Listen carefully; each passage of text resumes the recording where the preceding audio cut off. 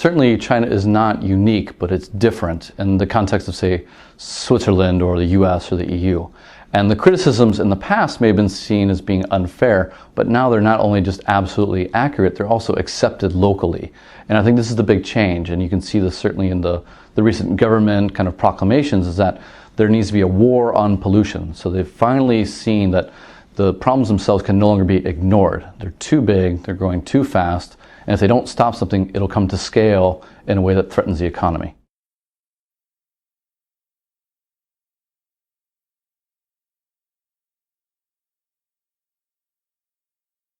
So I'd say for the average person on the street, we're talking about clean air, clean water, clean food, access to healthcare, access to education. It's not global warming, it's not climate change, and it's not carbon. It's about the personal, tangible relationship between the person, the economy, environment, and society. It's sustainability, but personal. Unlike, say, a government consideration, which may be more intergovernmental, which may be more about NGOs, civil society, and those more intangible emotional terms, for the average individual in China, and what's creating this bottom-up effect is the fact that the intangible movement is not pushing people, governments, to make changes.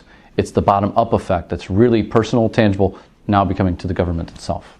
I would say if you look at your average Shanghai resident, particularly those with children, young families, or aspire to have a family, these issues are front and center for many of them. They're worried about food quality, they're worried about air quality, they're worried about the elderly care for their families, but they're also worried about access to healthcare and education for themselves. And I would say it's not only increasing their concerns, it's increasing their willingness to be engaged in the topics and the discussion itself. And so what we saw with, say, KFC and some of the other examples of food, but also of air quality, they're not just saying, okay, this is a problem. They're now starting to select, should we eat KFC or not eat KFC? Should we live in Shanghai and not live in Shanghai? You know, it's not just a government concern anymore. It's now a business concern when it comes to consumers.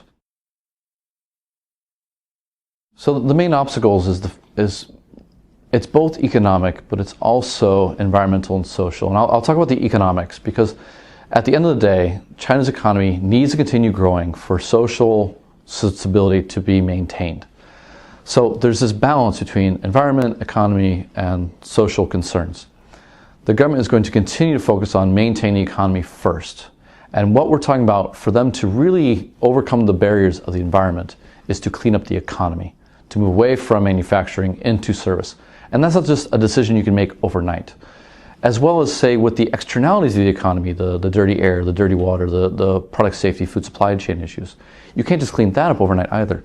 You need to invest in equipment, whether it be cameras and sensors, but you also need to invest in the people who are going to be enforcing regulations. You also need to be investing in the legal process. So there's a lot of investments that need to be made that, irrespective of whether or not we all agree that change needs to happen, for that change to actually take place, these steps need to be taken. And I think we're at the beginning, maybe the early middle phases of those steps, with many yet left to go. Well, I'd say that there's been nothing that's actually proven to be 100% effective yet. You can look at the air quality issues, and China released a network of publicly available monitoring stations where any individual can basically go online and see what the air quality is across the country. That was a very effective engagement mechanism that is essentially going to force the cities themselves to clean up because it introduced transparency and accountability. Now, the smog obviously hasn't been fixed yet, but that was a great first step for that. And that would be an example of where you see the government really opening up to this idea of transparency and accountability leads to a solution. We're seeing when it comes to the international side of this, the ability for multinationals, multilateral NGOs, and governments to get engaged is that China has now recognized the size of the problem, and they're understanding that they need specific technical assistance in many areas. They don't need to be lectured. They need true solutions. And if you can provide that water solution like GE, or port traceability solution like IBM, you're going to find that the government will willingly want to engage and support those pilots. When it goes to scale, that's a different concern, obviously, but at least in the pilot phase, when they're looking for solutions, they are certainly willing to reach out to international providers for that. But again, they're not willing to be just lectured anymore.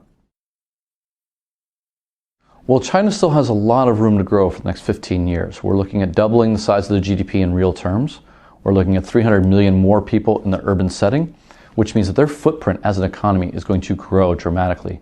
400% more energy than today, 200 to 300 million more cars than today.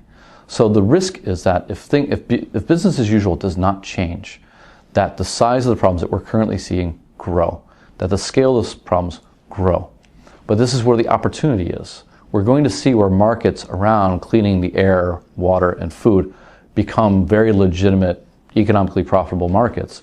And so the concern is, if they don't make any real change over the next 5 to 10 years, that the problems get worse. But if they do, that actually be able to stabilize and make the improvements that almost every other country has made to this point, the US, EU, Japan. We've seen a really dramatic change in the last 10 years in how the government itself has taken this publicly. There used to be resistance to talking about these issues, and now it's open for discussion on almost every medium, be it social media, traditional media, or in the State Council itself. There's a real culture shift that we see. The question is whether or not to be able to carry out and enforce all the regulations and all the steps that need to be taken. Right? Like, that's the big question going forward.